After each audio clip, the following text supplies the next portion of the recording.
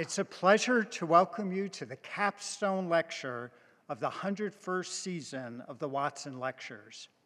For a century, our goal has been to share the joy and excitement of science, engineering, and discovery. Professor Ernest Watson, for whom the lectures are named, noted at the time of his inaugural lecture, "No one knows in advance what is going to be of use, and we have to have a few people who are interested in things for their own sakes, who are interested in finding out how nature really operates." What makes Caltech especially formidable is the devotion of our faculty, postdocs, and students not only to parse nature's deepest mysteries, but also to use that basic understanding to invent technologies that improve people's lives today. Tonight's speaker, Professor Carver Mead, is emblematic of that combination. Applying fundamental physics, biology, computer science, electrical engineering, cutting across the disciplines, unafraid to explore, passionate about discovery and innovation, Professor Mead has laid the foundations of modern electronics, coined Moore's Law, and envisioned neuromorphic computing. He has been recognized broadly with awards and honors, but perhaps most telling is the continuing admiration and devotion of his students and colleagues, myself included. It is now my pleasure to turn the stage over to David Zieler, a distinguished historian of science and head of the Caltech Heritage Project. David.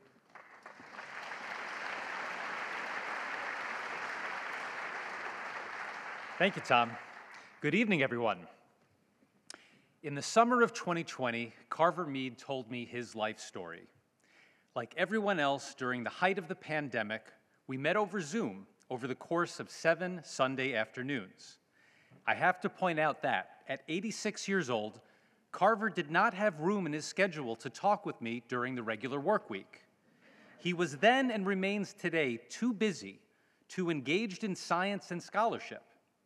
Those 7 Sundays exemplifies the truism that so many great scientists never retire because there is always more to discover and the love of learning never dims. In our first session, Carver shared the following story. As an admitted student trying to decide between Stanford and Caltech, Carver visited the Caltech campus with his parents. This was 1952. Carver arrived with something of an agenda. He loved astronomy, and as a high school student, lacking the funds to buy one, he built a working 6-inch telescope. Even then, Carver straddled the worlds of fundamental science and engineering, always doing more with less. Among the few things he knew about Caltech was its historic leadership in astronomy, and when he arrived on campus, he asked to go to the astronomy building, which featured on its roof a 1/10 scale replica of the Palomar telescope. He went to see the secretary and asked if he could get on the roof. In classic Caltech fashion, the secretary looked him up and down and said, "Sure, here's the key." Carver went up with his campus tour guide, and he proceeded to explain all the components of the telescope and its value to the full-size version on Palomar Mountain. And then something quite formative happened. Between the people he met on campus, who treated him with respect and took him seriously, and his own sense of awe to be walking amidst greatness, he had an idea. Carver returned the key to the secretary and asked, quote, "Is there any chance if we drove down to Palomar that we could see the big one?" And she looked at me and she said, "Well, they don't give tours, but if you wanted to take a chance, you could go down there just about at sunset, and there would probably be somebody inside who was setting up for the night's observation, and if you banged on the door, they may or may not answer it, but you could take the chance." Carver took the chance.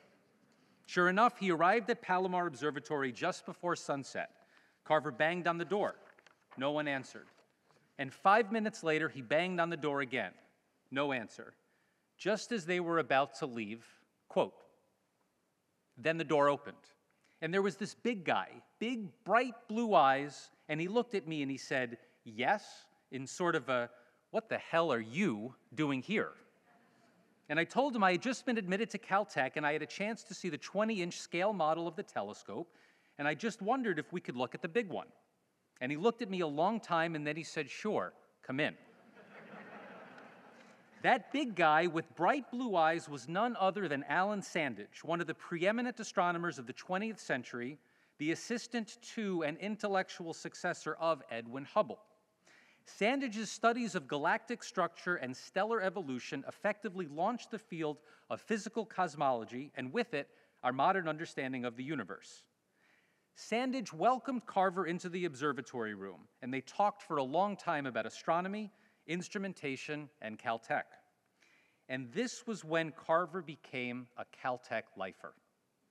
During this fateful visit as a prospective student, like so many of our undergraduates here, Carver was smart enough to be curious, precocious enough to act on that curiosity, and wise enough to appreciate that Sandage's generosity was a microcosm of the best values in higher education.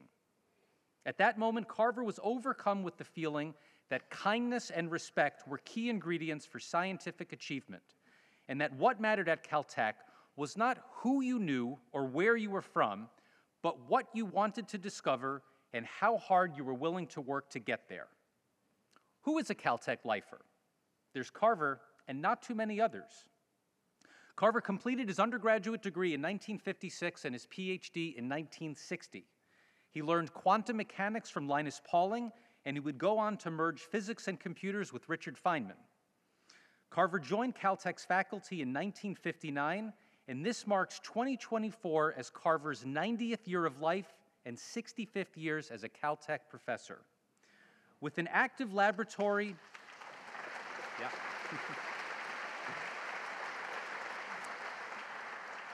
With an active laboratory and ongoing experiments within and beyond campus, today Carver's research is as bold and promising as ever. In a career spent in pursuit of understanding the forces of nature, to know Carver is to know that he is a force of nature. And here is where I need to be careful. It is humility more than anything else that made Carver a Caltech lifer, and if I go into too much details about the discoveries he has made, the awards he has won, and the impact he has had, he might get too bashful. So allow me to keep this at a very high level.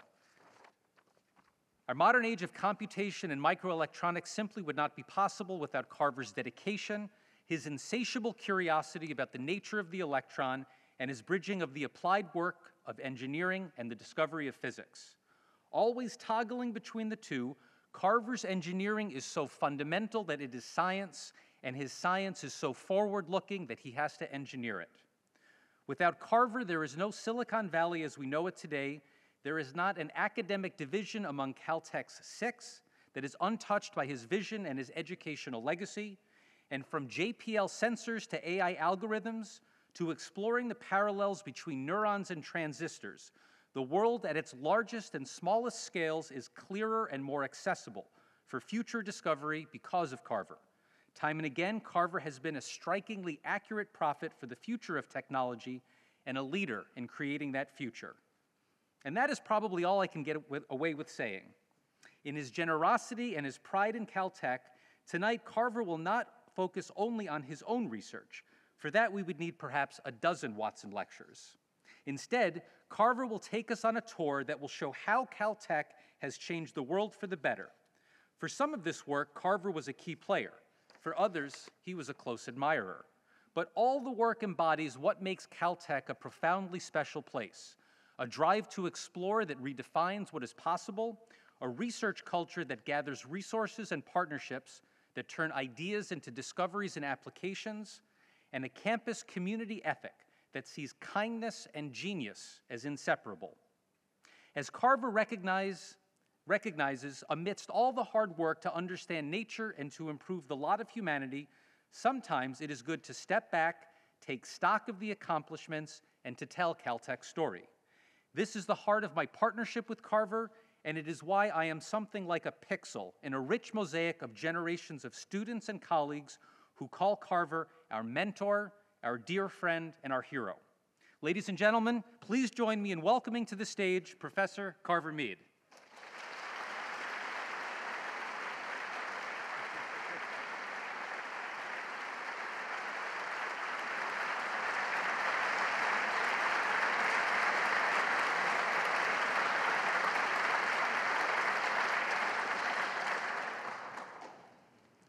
As David said, I got here in 1952, and this is what the atmosphere in Los Angeles looked like then. You can see here where the pointer is. That's the Los Angeles City Hall. You can barely see it 3 blocks away. This, of course, was of great concern to the inhabitants of this region, and everyone was yelling and screaming and blaming somebody. But there was one bit of leadership, and that was Arnold Beckman. He had been a Caltech professor, and then his company, Beckman Instruments, got so big that he had to go over there and spend full time running it. And he founded the Los Angeles Air Quality Control District and set it up with a lab and fitted the lab up with all the most modern instruments that he had created in his company, like this one here. And he got his colleague, Larry Hagenschmidt, to come down for a year and finish. Larry had been thinking about smog and trying to figure out how it worked. And Arnold and he worked together and pretty much figured it out by the late 50s. He said it would take a few years before they could get cleaned up. Well, a few turned out to be about 50 years. But now we have clean air, and we can see the City Hall in Los Angeles.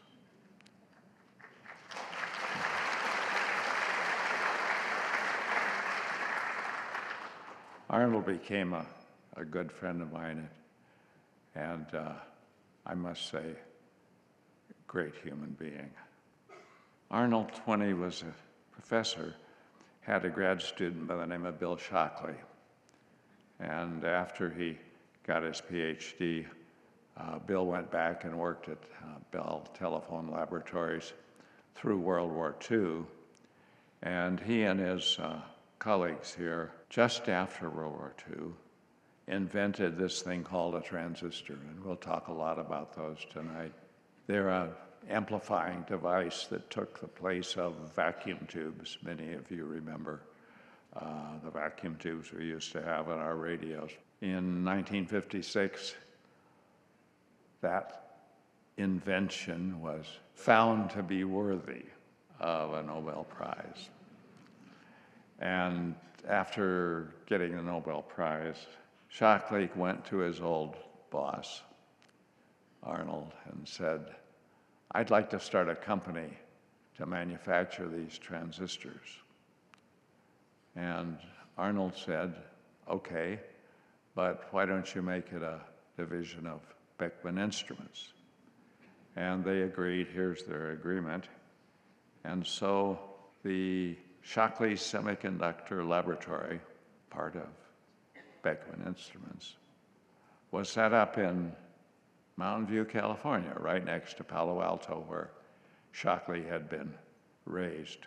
Well, Shockley needed people for his company, so he went on a trip to the East Coast. And of course, he was in great demand to give talks, but with this new device and his Nobel Prize. So he went around giving talks and recruiting the brightest people that he could find that were working in areas that were related to what you do to make transistors. And here that group is celebrating Shockley's Nobel Prize. The party didn't last long. Turned out Shockley was a really very good scientist, but he had zero management skills and zero people skills.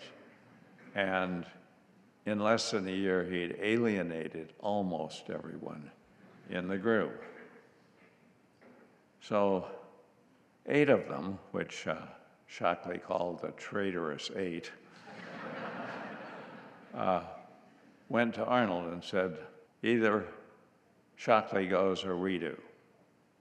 And Arnold couldn't find it in his heart to fire Shockley. It's a decision he regretted all the rest of his life. He shared his regret with me on a number of occasions. So these people went off and they got Sherman Fairchild to fund their new little company, which is Fairchild Semiconductor. Turned out to be the most important company of the 20th century. Some names, ushered here and Bob Noyce, I'll mention later. Gordon Moore, Caltech graduate, and I became close friends and working colleagues and, for many, many years. Many years later, we had a chance to reminisce, and I thought you'd like to hear what Gordon thought of all the things that happened in the early days. You and I met around 1960. It was earlier than that. 59, probably. Carver was a professor at Caltech. I was going down there, and I walked into his office, and I think I asked him if he could use any transistors. Was it? I was teaching a undergraduate course in transistor electronics at the time, had a lab with it. So, and of course, trying to teach people how to use these things. So that was a no-brainer. Yeah, I had a couple of big envelopes of what we called cosmetic rejects. They didn't look good, but they still worked. And I guess I populated your laboratory for a few years with those. We had a lot of very good projects come out of the lab because of those transistors. That was great. Well, these are the transistors that Gordon had given me. This is what's inside one of the little cans that you think of that have the 3 wires coming out of it. This is the place where you can bond wires to go to the little wires that come out of the can that transistor was in. One there, and then this piece of silicon, which is about the thickness of a thin piece of cardboard. Started out as a wafer, round slice that had several hundred of these on it, and then they were scratched along the boundaries and broken apart. And so you had individual transistors. And in 1958-59 timeframe, a fantastic thing happened. Ushered, whose picture you saw, figured out a way to make another layer underneath this transistor so that this electrode here wasn't just the piece of silicon that was down where all the transistors were, but each one was now separate electrically. And Bob Noyce took one look at that and said, that means we can make a complete circuit by just using this aluminum metal, this white stuff here, to hook the transistors together in the way we want them. And then instead of a transistor on a piece of silicon, we will have a complete working circuit. This was the most important invention of the 20th century. Well, once people got onto it, they began to think of more and more useful circuits. And so they began to put more transistors, hook up with more wires, and these are done at about 1-year intervals. And so 5 years later, this was the complexity of the circuit. And Gordon, 5 years in 1965, wrote this wonderful article in Electronics magazine predicting that this trend to make more and more complicated circuits was going to continue. And we had many discussions about it. So then we started working together in various ways. I remember coming up essentially every week and visiting you at Fairchild. Lots of good discussions.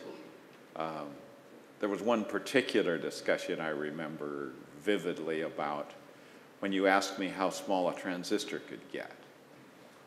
You remember that? I remember it rather vaguely, but I know you went away and figured it out. I spent the next 20 years of my life following that thread. So. Well, what I had figured out was at a talk I gave in 1968 at a little IEEE workshop. Here's a cross-section of the transistor. Here's the region called the emitter that has lots of electrons in it. And here's the gate, which is insulated from all of this stuff down here. And here's a thing called the collector or the drain, depending on exactly which kind of transistor you have. And I did a very simple analysis. What happens if you take one of these things and shrink all the dimensions and also shrink the voltage so that the electric fields are the same? What happens? Well, what happens, of course, is you get, let's say you shrink it by a factor of 10, well, then you get 100 times more transistors on a square centimeter. But because the transistor is shorter path that the electrons have to go, they get there half the time. So the transistors switch twice as fast. So the amount of computation you get on a square centimeter of silicon went like the cube of the scaling factor. It was fantastic. Well, when I gave this talk, of course, everybody yelled and screamed at me because it couldn't possibly be that good because of something you left out and all of the typical things that you get. But it turned out that that's pretty much what happened. And then as to how small you could really make them, the physics that would limit the size is the thickness of this gate oxide here. And there's this phenomenon of electron tunneling that if you make an insulator thinner and thinner, the wave function of the electrons on one side will die out exponentially in the insulator, and a little bit will get through, and so the electrons will leak through the insulator if it gets too thin. Well, we had done a lot of measurements on very thin insulators, and here's the rate at which the electrons seep off due to the electron tunneling. And even down at 3 nanometers, which is kind of dimensions that people talk about in today's integrated circuits, it only took 10 to the minus 5 seconds. Well, you think that's pretty fast, but transistors that small will switch almost 1 million times that fast, so the leakage isn't going to affect the performance of the circuit hardly at all. So that was the thing that gave us great confidence that you could go many decades in the size of the transistors that made these integrated circuits. So here we were down here in 1968, and we had said you could get 100 million transistors on a square centimeter. And then I became an evangelist for Moore's law, which is this exponential increase in the number of transistors on a chip. And after a while, it sort of became a self-fulfilling prophecy. And we got up to the 100 million, and around 30 years after I'd made this prediction. And if you think about it, that's a long time to be predicting an exponential. So Moore's law became the thing that built the information technology that we have today. And it was great being in the thick of it. And right up here in 2005 was when Gordon and I had that little session where we were discussing the history. Well, another thing happened. We're back here in the story in 1968. And another thing happened in 68. Bob Noyce and Gordon Moore decided to leave Fairchild Semiconductor and start a company to just do integrated circuits. And they asked me if I'd like to come along as a consultant and help out with their starting a new company. And of course I said yes. And that gave me a chance to look at how they were designing these integrated circuits. And this is what they were doing. Here's the drawing of the pattern that makes the circuit like we saw in the little ones. And what they drew on the Mylar was all 4 or 5 layers of the process that were sequentially done to make the actual circuit on the actual silicon. Well, in order to form those patterns a layer at a time, you need a mask for each layer separately. So they put on top of this drawing a sheet of this stuff called rubylith. It's just a Mylar sheet with a very thin coating of almost transparent red material. And it's thin enough that you can cut through it with a very sharp knife blade, which is here. And this machine is set up so that you can lock the X coordinate and then move it in Y, or you can lock the Y coordinate and move it in X. So you can cut out little rectangle shapes. And then when you've done that, somebody else comes along with a pair of tweezers and carefully peels out the red that you don't want, not disturbing the red that you do want, because that's the pattern you want to make a mask for. It was nuts. It was stark raving mad. Here, we were going to have things of the 100 million transistors, and you were going to draw it by hand and then cut out all the little shapes with these. No way.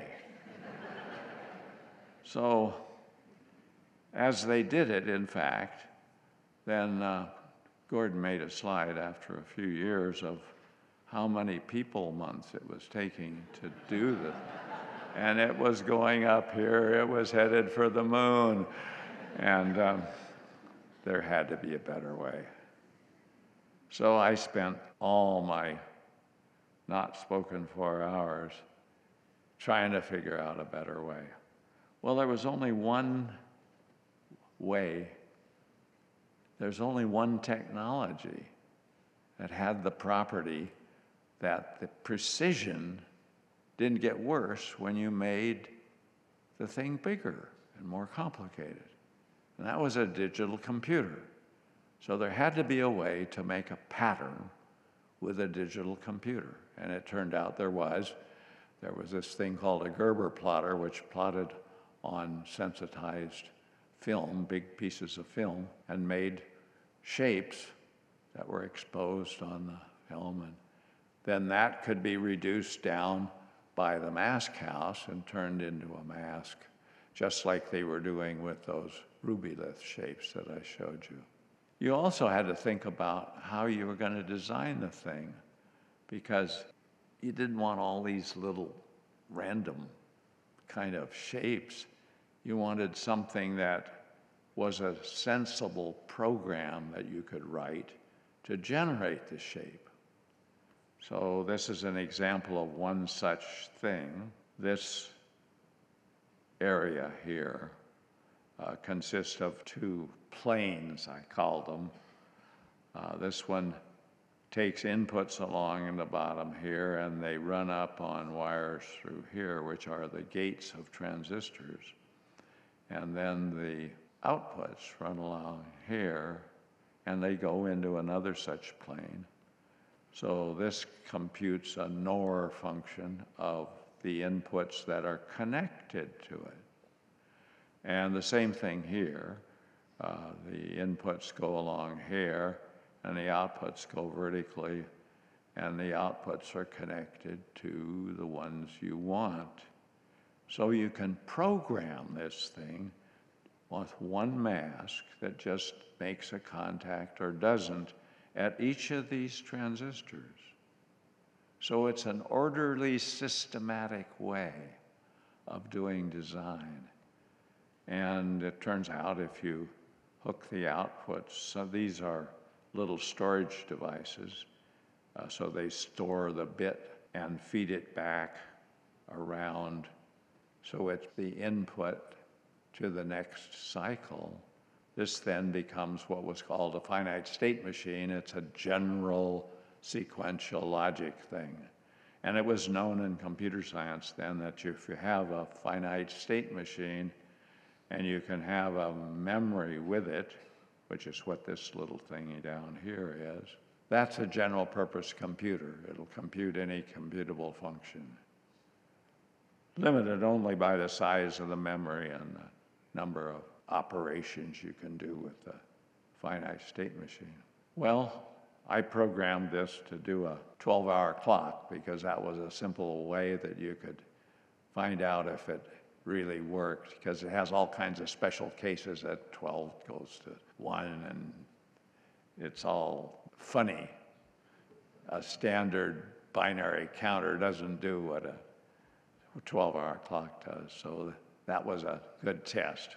So I got my program, did all this programming on punch cards in the Caltech Computing Center, and they had a way of creating a paper tape, and there was a place down in El Monte that had a Gerber plotter that I could just pay the man to make plots. So he made the plots for the 5 layers in the process for this chip, and I took them up to Intel. At that time, Jerry Parker was in charge of the reliability for Intel, and so he could run test chips through the process, and this was just another test chip.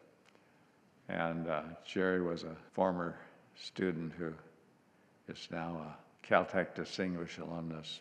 And so I got these chips back, and this thing is a package, and I put the chip, there's the chip there. You get the scale, this is my thumb over here, and the distance between these pins is 1/10 of an inch, and those pins go down into the plastic. And you can hook wires to them, you can put them on a circuit board. So this is a way of getting at the contacts to the little chip itself. So for example, if you want to hook that bonding pad on the chip up to this thing on the package, which goes underneath, comes out to that pin. And so you can put it in a circuit board or put clip leads on it or whatever you want to do. So I got a bonding machine that I figured out how to work. I was doing all this on my own nickel, of course, because there's no support for anything like this. It wasn't real research. And so here you go. You bond that little wire. That wire is half the size of a human hair. And then you bond it up there, and you do that to all of the pads. And that's just one of the things you do. If you're going to make integrated circuits, then you have to be able to hook things up to them. Well, that was my first chip. There's a nice movie on that on my website. And the students found out about this, so they wanted to do it, of course, because they knew where the future was going to be.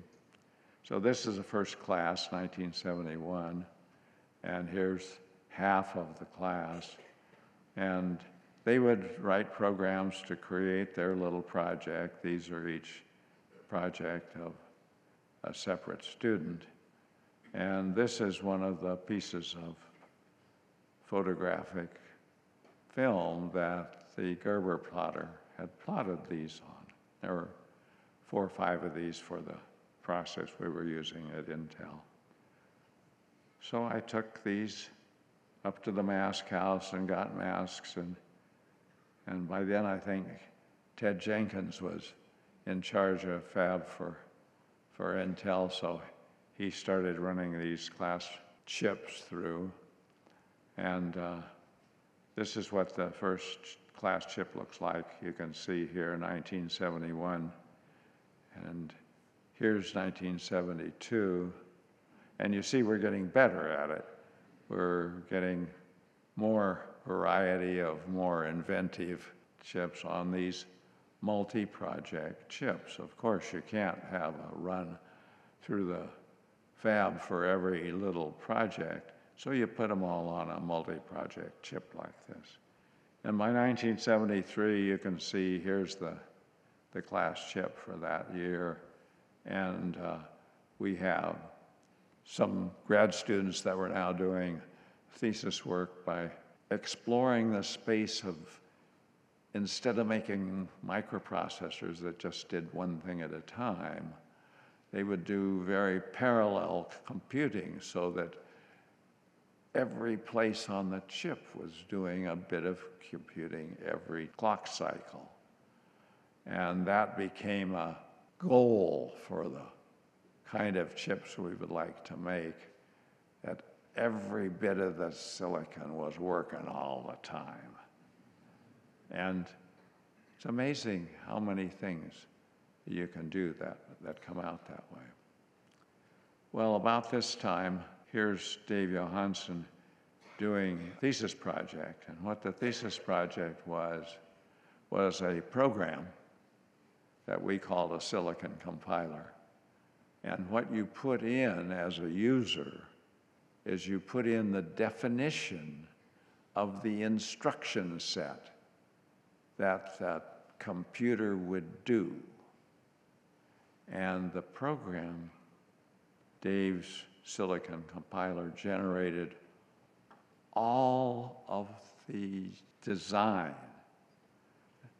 that they were doing with their little marks on Mylar. It generated the entire thing, and the user didn't have to see any of that. They just put in what instruction set they wanted. It was light years ahead of anything industry was doing. Well, about that time, Ivan Sutherland came by, great guy, and we hit it off real well. So he joined our faculty, and they gave us the job of starting a computer science department, as if we didn't have anything else to do. And we did. And it was the only computer science department in the world where people learned how to design the computing machinery that actually did the real computation physically, and then also all of the software that it takes to make a modern computer environment. Well, it turned out Ivan had a brother, Bert, who was in charge of the computer science part of Xerox Palo Alto. And Xerox Palo Alto was known in those days as the hot place in computer science. And so I was very happy to meet Bert, and Bert said, "Hey, that's good stuff. Will you come up and give us a seminar on that?" Sure. So I did. And after the seminar, Bert introduced me to this lady, Lynn Conway, and she had a computer architecture background, so we had a good mix of talent between the two of us. And she said, you need to write a book about this. And I said, well, it's not like I have a lot of free time. If you think that's a good thing, why don't you become my co-author and we'll do it together. So we did. And by 1978, we had the first 4 chapters, and Lynn made a bunch of preprints of that we gave to people that were starting to teach this class at other universities, and one at Carnegie Mellon and one at Berkeley, and then Lynn took it back to MIT and taught a course back there. So it's starting to get out. But in 1979, a big thing happened. Lynn made a big printing of the first bits of the book, and she had put together a group of people to automate all of this thing of placing the student projects on a multi-project chip and figuring out how to bond them into packages. And it turned out by then that the mask house had their own pattern generator, so I didn't have to go to El Monte and get somebody to run a Gerber plotter. So they started out making a conversion to the language that the pattern generator in the mask house had. So you could, instead of giving the mask house these big pieces of film, you could give the mask house files. And this group that created this is a great group of very smart people, some of whom were from here. One in particular, Dick Lyon, is here with us tonight, and has become a lifelong colleague. Well, Lynn gave these books out to people at all the universities who showed an interest. And they sent their files, which defined their geometry, in over the ARPANET. Lynn had arranged to allow that. And then the little group in Lynn's operation did all of the work of getting the files to the mask house and getting the mask made. And then a neat thing, an old friend of mine from Fairchild, Pat Castro, had gotten in charge of the wafer fabrication for Hewlett-Packard. And they agreed to do the fabrication for this run. And they found a way to get them bonded and packaged and back to the users, and the whole thing in a month. So this became the model of how modern places do design of integrated circuits and send them to a fab, and it gets fabricated and sent back to them. So it was a great send-off, and I didn't have to do it anymore. It's great. I was burned out by them. The book came out in hardback that year, 1980, and then people started to notice this was an important thing, and we got this electronics magazine thing, and off it went. One of the most important things for the industry overall was actually a book that Carver and Lynn Conway wrote on systematic design of CMOS circuits. Now, it trained a whole generation, at least a generation of engineers who came out of school finally knowing how to design integrated circuits. Carver's design technology certainly ended up, I guess, spawning the custom integrated circuit business and continuing to nurture it. But systematic design, a variety of different approaches, has got us off that curve that was growing to the point where we wouldn't be able to design the products we make today at all. Well, the products they were making were these microprocessors. And it was going on Moore's Law. They were growing exponentially more complicated. But they were still microprocessors. They just do one thing every clock cycle. And that's not the best you can do with silicon.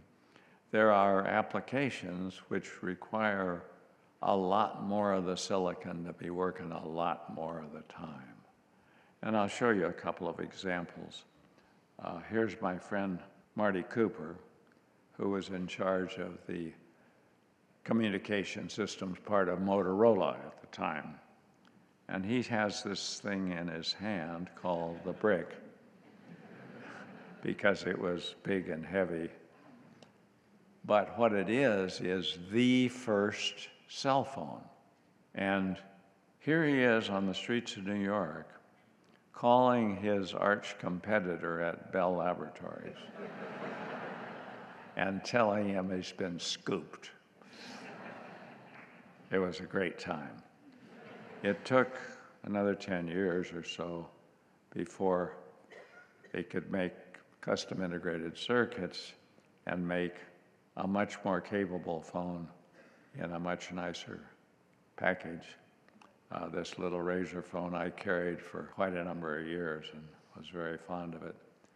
And that started an exponential in the use of cell phones in the US. And after a few years, everybody had one. And that kind of computation was what you did with custom integrated circuits that you could now get fabricated. And you all probably have a screen like this in your car and also in your cell phone, and it knows where you are. Well, how in the world would it know where you are? Well, it knows where you are because it's a GPS system.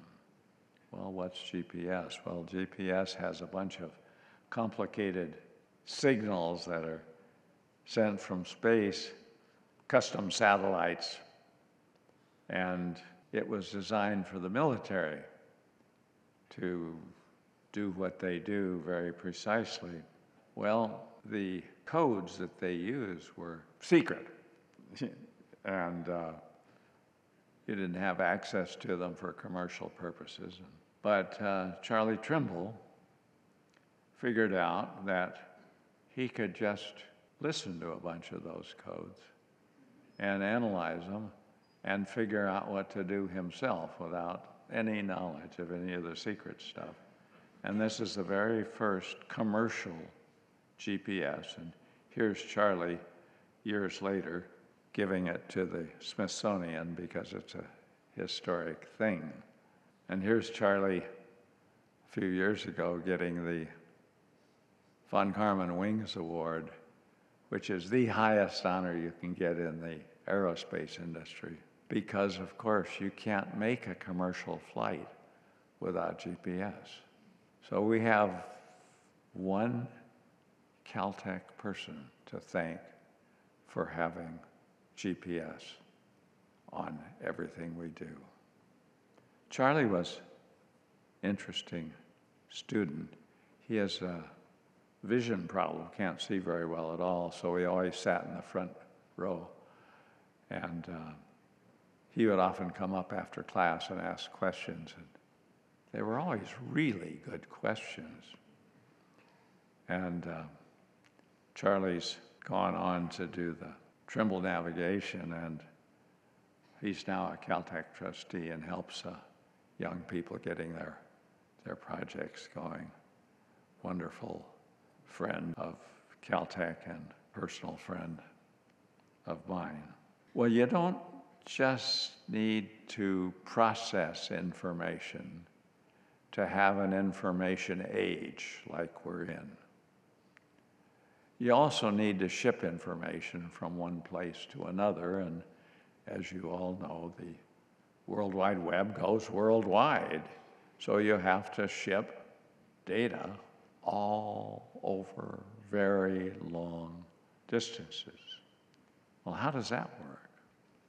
Well, most of the data are carried on fiber optics. The way fiber optics work is if you take a cross-section, it's a silicon oxide fiber, but it has in the middle a little core that's formulated a little differently so that the light in the core propagates a little slower than the light out in the gray area here.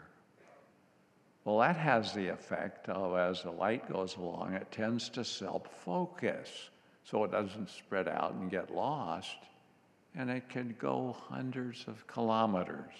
But in order to carry data, that light has to be very precise frequency, and then you change the phase of the light, and that carries the information. So the light has to have a very stable, very precise frequency.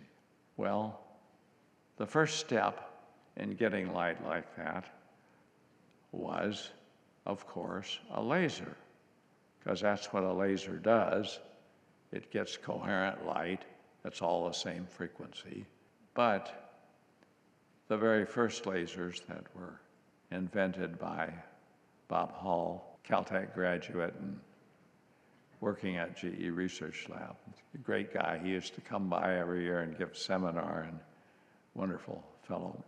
And his invention was you take an ordinary PN junction, just a plain old diode made of this gallium arsenide material, and you polish the front side here and the back side around that we can't see, and you have to polish them so they're absolutely parallel, and then the light can bounce back and forth, and it has a resonance, and that fixes the frequency. That's what makes it a laser. Well, that was a good start, but those lasers, very hard to get yield on because you had to get everything so precise, and also they weren't good enough to really couple the light into these optical fibers.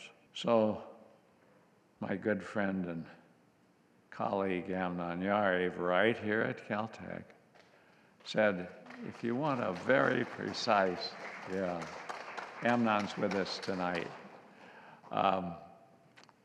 If you want a very precise frequency, very precise wavelength, you just put little bits of impurity on a pattern that has exactly the wavelength you want the light to be, and then no light that isn't that wavelength can propagate there.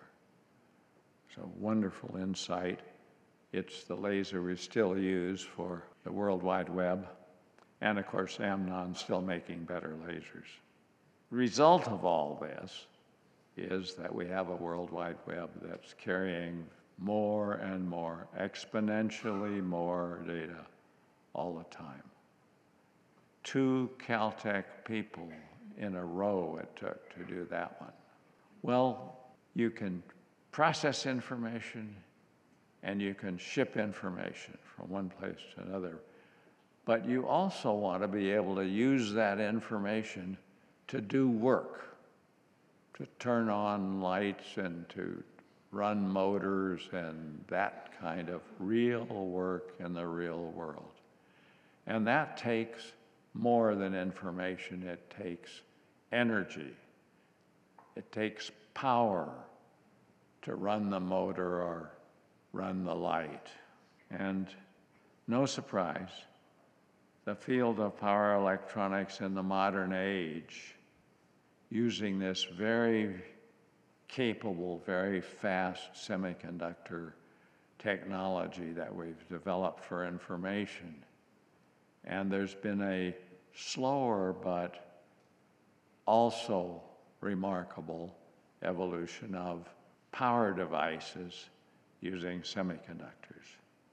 And how you do power control with those devices was developed right here at Caltech. This is David Middlebrook. He was my thesis advisor, and excellent advisor, wonderful teacher, crisp, perfectly logical development of everything he did.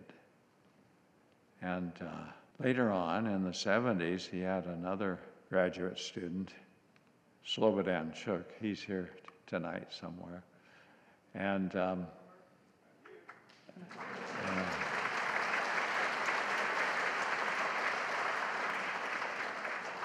together, they figured out this field of power electronics. And Slobo's thesis, even today, reads like a textbook on how you do power electronics. It's a marvelous thing. Well, one of the great things that happens when you have a new field that you're building in a university is you get students that just get it and go with it. And in their case, the student that really got it and went with it was Alan Cocconi, who got his degree in 1980. He was unwilling to go to work for a big company because he wanted to do power electronics. And so he had a friend at a company called AeroVironment, and you know AeroVironment because of, it was started by another Caltecher, Paul McCready, and they do fantastic aerodynamic structures. They're very lightweight. This is their Gossamer Albatross that you all read about, that one person pedaled across the English Channel. It's fantastic. Well, they got a contract to do an even more demanding design, and that is they wanted to make a flying replica of the largest creature to ever fly.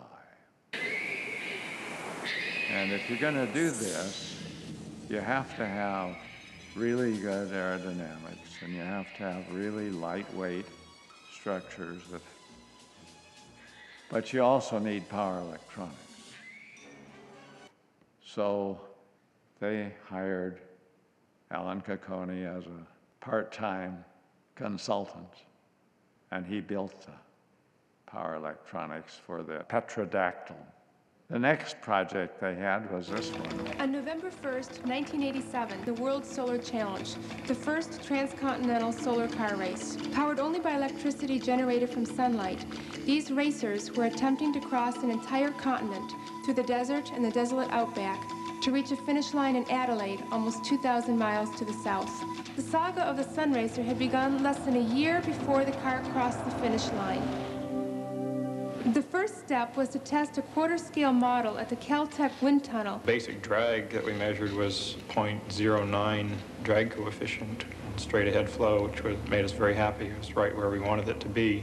But construction and assembly took place at AeroVironment's Simi Valley facility. This 15-pound frame would support a total weight of 570 pounds. The Sun Racer's revolutionary motor was designed by General Motors Research Labs. It was a good opportunity to use a new magnetic material called MagnaQuench. Our motor ended up at about 92% efficiency. Hughes designed and built the solar array system. This array would have a peak output of 1,500 watts. In just 6 months, we had designed, built, and test-driven a prototype of the car, which set the world's speed record. Before we knew it, we were on our way to Australia for the real race, the World Solar Challenge.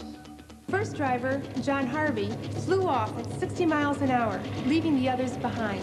The Mauna Loa from Hawaii gave Sun Racer a good chase. It was followed closely by the Swiss car, the Spirit of Beale. By the end of the third day, Sun Racer was more than halfway through Australia and the race. It was 310 miles ahead of the Spirit of Beale. When the Sun Racer crossed the finish line, the second-place car was 623 miles and 2.5 days behind it.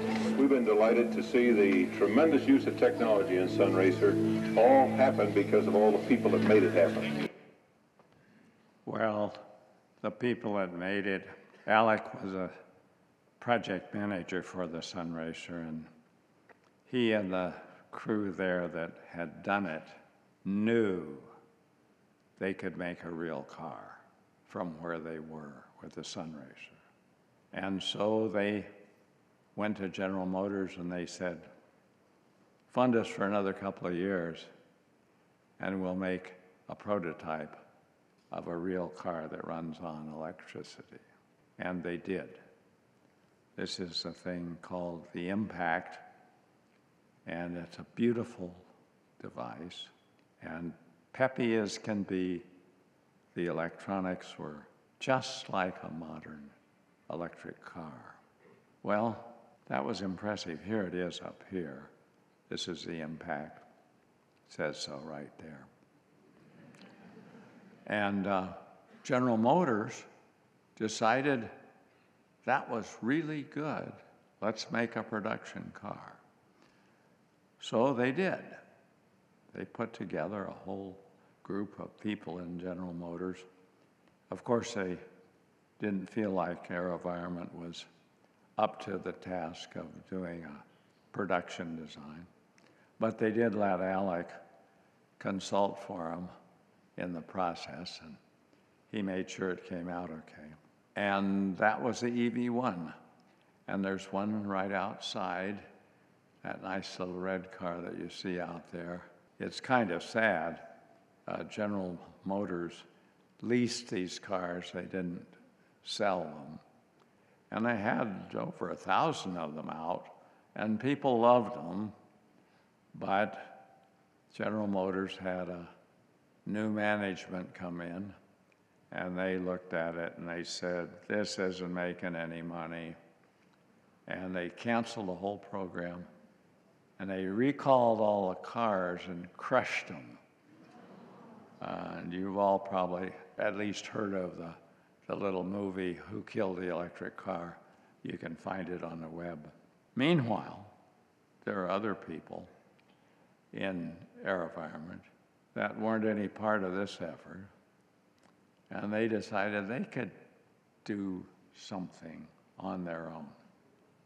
So Alan Caccone came up with some money he'd saved up from his consulting, and Wally Ripple, who's here tonight, and you'll see him out with the cars outside.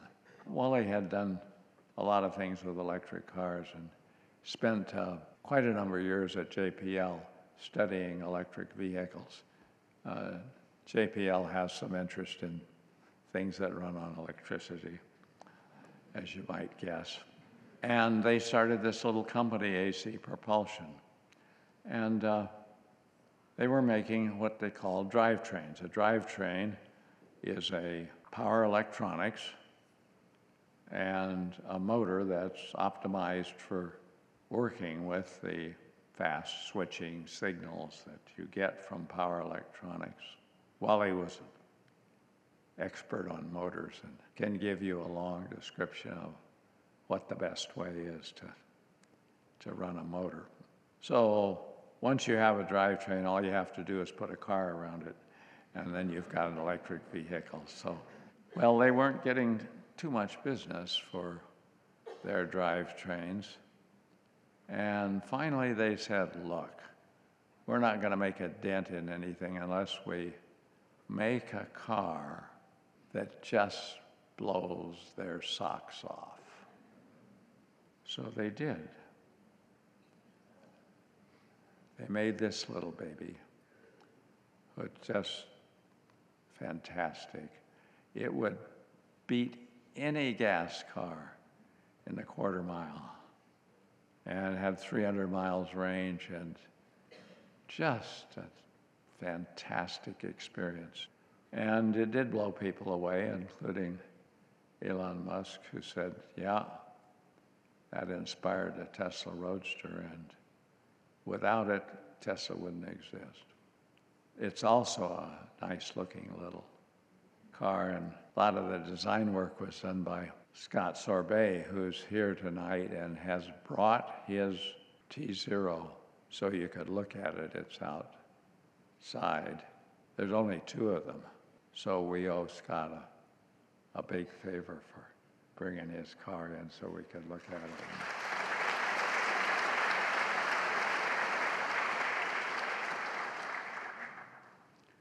Well, that brings us up to the present. There's one other technical thing that's in the press a lot, and that's AI, artificial intelligence. And as Yasser Abu-Mustafa, our local expert here, told you in his own Watson lecture a few months ago, highly recommended, the technology is neural networks. The result, if they're smart enough, is artificial intelligence. And Yasser's literally written a book on the actual, real details of what makes these things actually work. And he teaches a class every year. And that class is on the web since 2012. Learning from data. By now, he has educated millions of students in how neural networks work. But if you think about it, a neural network is a program, and it has to run on silicon chips somehow. And they were going along pretty well. This is how much computing it takes to train one of these things as a function of the year. And this line down here is Moore's Law. Moore's Law looked steeper when it was on those other plots, but if you look at the number of zeros, these are many times steeper than Moore's Law. So it isn't because of Moore's Law that we can actually run these programs. Somebody had to make chips that were better than computers. Ordinary microprocessor, not even close. Well, that person was Bill Daly. He was here at Caltech during the great days of VLSI and all of the thinking that was going on and how you make things that operate in parallel over the whole surface of the silicon. Right here at Caltech in '78, there was a Caltech conference on VLSI, and H.T. Kung from the class in Carnegie Mellon had invented this two-dimensional way of doing multiplies that are needed for these neural networks. And Bill was able to get all that stuff on big, capable chips. And his company, NVIDIA, I think you've observed, has become one of the foremost companies in the world. And their president, Jensen Huang, will be our commencement speaker this year. So Caltech, once again, has keeping things at the leading edge. Well, if you think about it, a neural network was supposed to be looking at the brains of animals and seeing how they work and seeing if we could find something interesting that we could do with our electronics, not the gooey stuff that goes on in the brain, but on silicon.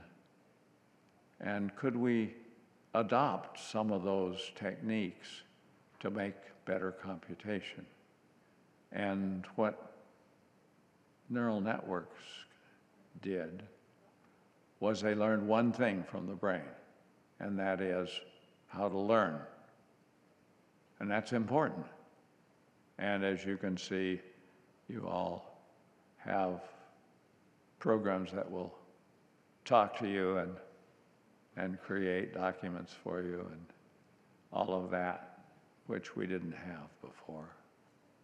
But it's one idea. You learn from stuff that's computer readable. There's more that goes on in the brain than that, and that's coming along too. Back in 1980s, we had a biology student, Misha Mahowald, fantastic, talented student.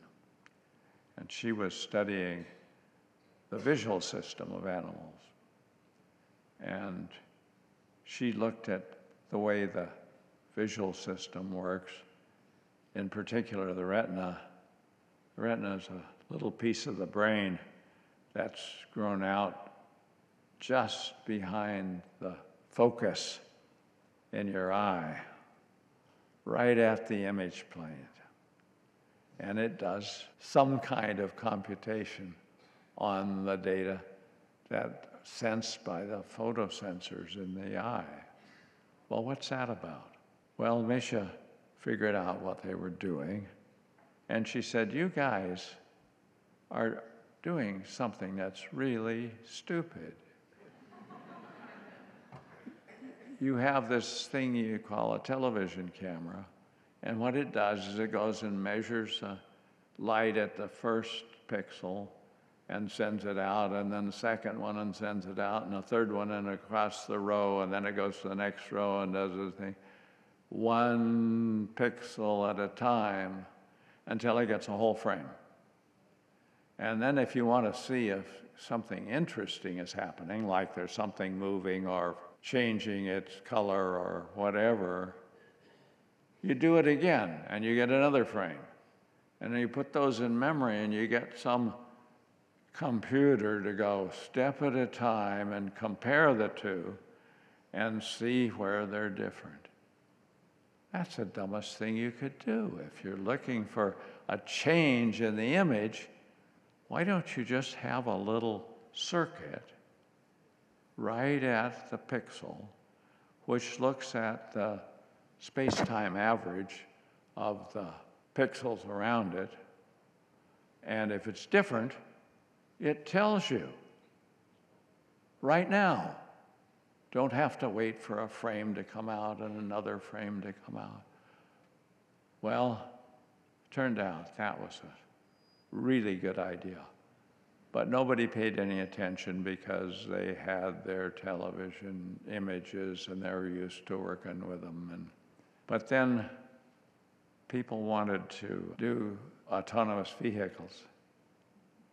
And you don't want to wait for 2 frames and for some computer to paw over them if you're driving down a dimly lit street at night. So here's this comparison with a picture that you get out of a television camera. This is, by the way, Sony, leading company in the imaging business. So here's a good imager. That's television. And this is one of Misha's style. 30 years after Misha did it. Now it's being used for computer vision, where you want to see what's happening right now. And if you don't, you might run over it, and that would be a bad idea. So, once again, here's a young person that looked what was going on and said, that doesn't make sense. There's a better way. Figured out the better way. Made a device that did it the better way. Demonstrated that. And that put in place a process that now this technology is out making the world a better place. So, for the young people here, the reason I told these stories is you hear all the time all the problems with the world. But actually, what we have is a huge amount of technology that makes the world a better place, that's happened, that I've watched happen. And it's been exhilarating and exhausting and remarkable. And I would say to the young people, you know, a lot of people think that we've done it all. Don't even go there. Don't even go there. There's vastly more potential in the future than ever has been. Well, why is that? Well, we have this incredible technology that we can use to innovate with. Vastly more than we ever had. And it's hugely more opportunity than there are problems. Don't wallow in the problems. It doesn't get you anywhere. Seize the opportunity. Go for the potential. And go out. Find a better way. Make it work. And make the world a better place. Bless you.